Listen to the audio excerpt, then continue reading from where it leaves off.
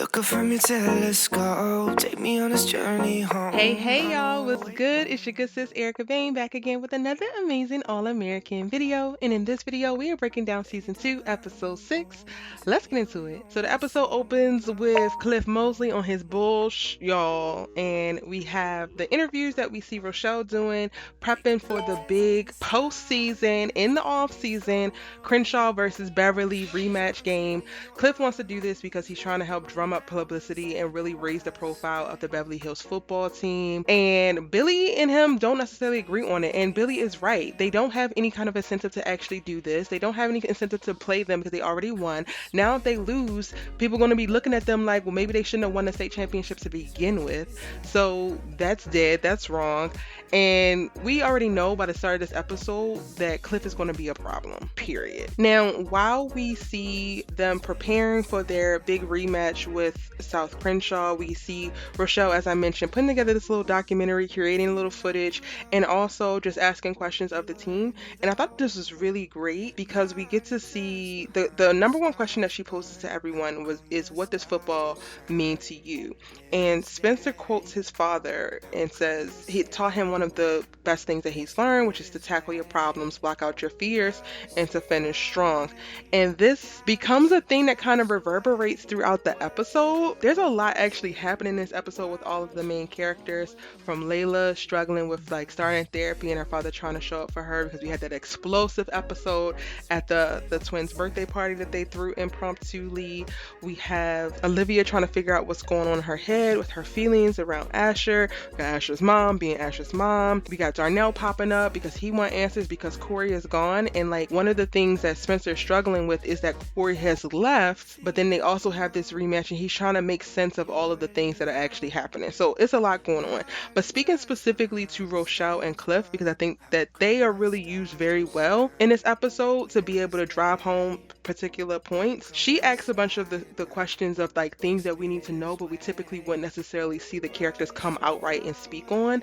Like Jordan is called to like speak on leadership, and Rochelle is one of the people who knew that he was running around thotting and bopping and being ridiculous right after the championship and right after they won. So she also can call bullshit on, you know, whatever like answer that he gives. However, Jordan is also in a very different spot right now that he's found out that he is potentially the father of Simone's baby. So like I said, Rochelle and Cliff are used. Cliff is used to antagonize and Rochelle is used to really help bring out more information that we need to know to get to know some of our characters better, but then also to push their emotional arcs forward by way of like giving us this insight to what they're thinking and what they're feeling. So like going back to my example about Rochelle asking Jordan about leadership, he speaks on he has to be a good leader off the field if he wants to be a good leader on the field. And this we actually see play out because we see Jordan go from at the start of the episode embracing Simone, like yeah, he's going to be here, he's going to do the right thing, but then he starts to get conflicted because the ultrasound appointment is the same time as the game, and then he starts to avoid her because he doesn't want to disappoint her. But Olivia has to check him like, yo, that's just as bad, like you need to be honest with her, you need to be there for her, you can't be ducking out your baby mama. And then he comes to that realization of like he wants to be there, he wants to support her, he is all in, but it takes him a little bit of time to process.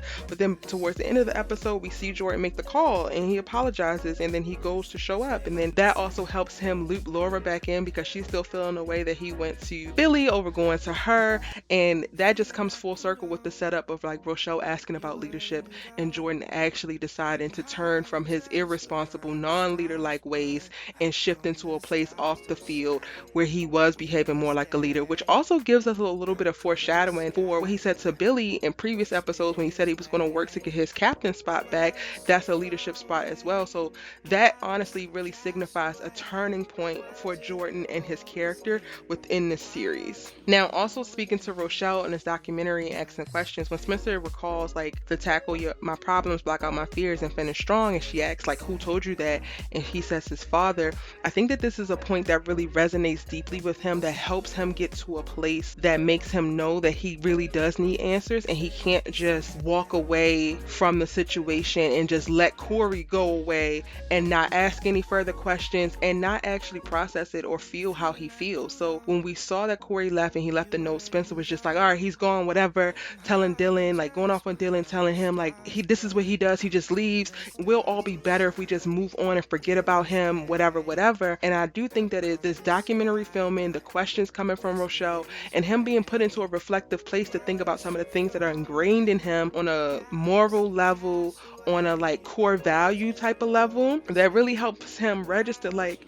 no, my father does mean a lot to me. No, my father has given me things, and it's not okay that he just left and I have no idea where he is. I have no idea what's going on. I have no idea why. I actually want answers.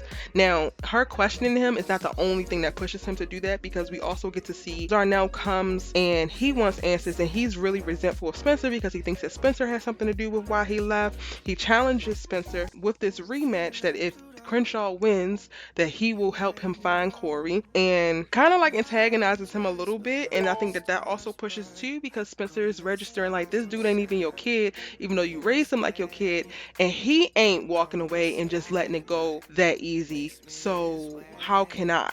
Like, it's okay for me to feel away, because he's watching Darnell feel away, and Darnell is angry. And I do think that while we don't get to see this on screen, I do think that something that would have happened for Spencer as a person is like finding validation in like seeing Darnell's emotion and anger and sadness and being like, okay, I can actually feel away because this is messed up, right? Like, it is really, really messed up. Now, specific to Darnell and Spencer in this episode, ultimately nobody wins because Spencer takes a knee. And I tell you one thing, y'all, I made this note when I was writing my notes about this. If Spencer's not gonna give a moving monologue, he's gonna make a monumental move, honey. And he takes a knee in the game, and then Darnell takes a knee, so that they both have like a tie and nobody wins. But he still agrees to help Darnell get answers about Corey, which is beautiful. Now, we also get a lot of character development or just insight into some of these characters, like Olivia and Layla in this episode. I'm gonna start with Olivia. In this episode, we see Olivia avoiding Asher. Their feelings are developing, they're getting closer. Olivia, is cultivating these feelings for Asher, and we're seeing all play out. Now, I don't agree with the child, but this is how she feels, so okay. When she's talking to Jordan, and in the moment that she checks him on avoiding Simone, he also like, whoa, look at you. And then she actually explains like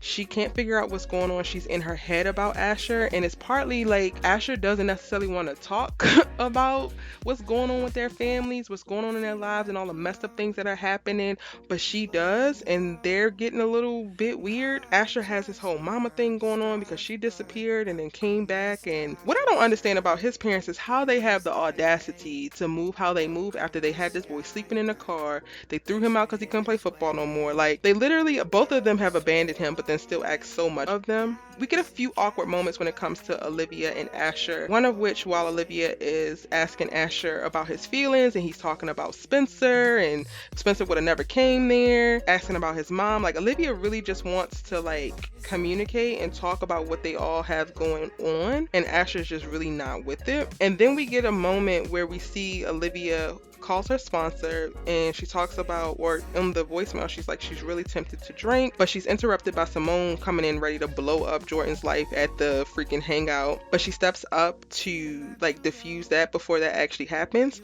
And I think that this is one of the places where I can really say that her helping others is a mechanism that she uses to distract and deflect. She is definitely in this moment in need of help, which is why she's calling for her sponsor, but that gets usurped because her sponsor isn't answering, and then Jordan is about to need my help because Simone is about to come in here and act a damn fool. So let me go ahead and step in there. I think that this becomes a trait that is not really helpful for Olivia, while it's seemingly really great, right? Like, she's a kind person, and she wants to help people.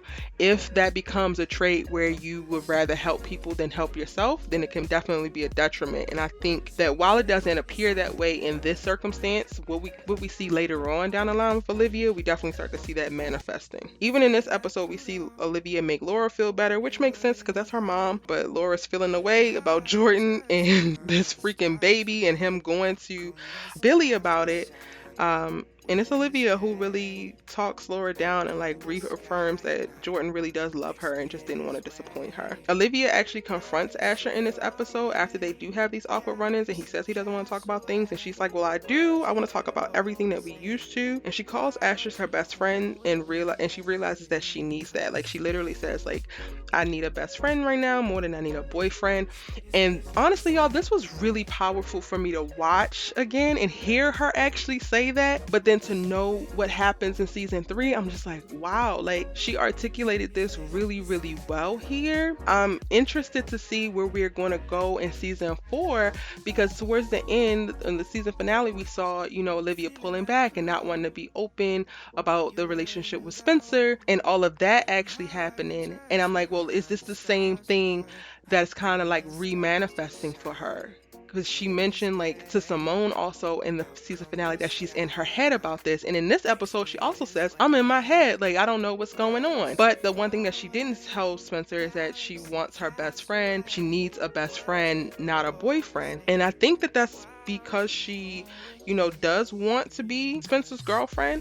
However, this has been a conversation that's come up in the comment section before of like, does Olivia feel like she wants to be in the relationship now or jumped into the relationship now because she feels like if she doesn't, she's going to lose Spencer? Like, that is a conversation. I feel like I should make a video about that. Everybody can express their opinions about it, because people have DM'd me and we've had separate conversations like on Zoom, but I would love to have an open conversation about that. Let me know how y'all feel about that in the comment section down below, and I will get on that. And ultimately with Olivia in this episode, we get to that. We get to the point of her and Asher decide to be friends, which pumps the brakes on how they're moving really fast romantically and kind of stabilize things. But we don't actually get any other clarity around her questioning her sobriety and making choices to stay sober. So that's something that we kind of gonna have to just track from this episode on, because she's outwardly saying that she's being tempted to drink. And I think this is one of the first times that we actually get to see her say this. Now, Layla starts the episode off really resenting therapy and her dad in their new house. But listen, Mr. Keating is trying, so I'm gonna give it to him, okay?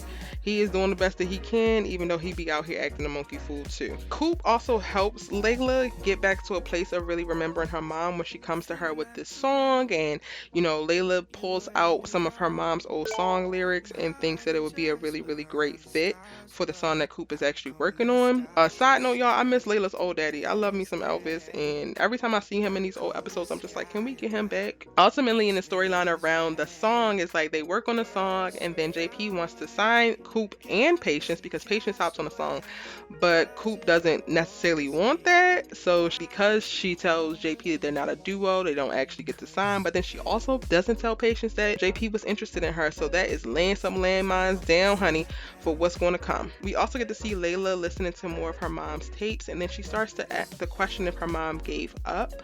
And this was really interesting to see, or for her to go down this path, because she asked her father this, but we don't actually get to see the answer. Honestly, this is just the continuation of Layla's story and her struggle with depression and her trying to make up, you know, top from bottom, left from right. She has yet to really surrender to the therapy process and to really register that she has something really wrong with her that she needs help with. So I really just believe that what we see from her in this episode is just reaffirming that, but then she's also diving in and learning about the history of her mom and her mom's depression and starting to even just question things more. And all of this, I hope, was going to be, or I know because we've seen it, but it's going to be a setup for her being more open to getting the help that she needs and seeing herself fully in reference to this need. I think that part of the apprehension that we see with Layla when it comes to her mental health and her mental health treatment, and even being able to just speak about it honestly, is that she is the perfect girl, right? Like, she's been the perfect girl. She gets great grades. She looks amazing.